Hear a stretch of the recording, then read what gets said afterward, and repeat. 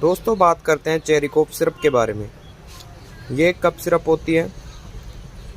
इसके कंपोजिशन की बात की जाए तो इसके अंदर डेक्स्ट्रोमेथोप्रोपेन 10 mg, क्लोरफेरेनामिन 2 mg और फेनलेफेरिन 5 mg में आता है। दोस्तों इस सिरप का यूज मुख्य रूप से सूखी खांसी के लिए, सर्दी जुकाम के लक्षण, गले में खराश होने पर ली जाती है।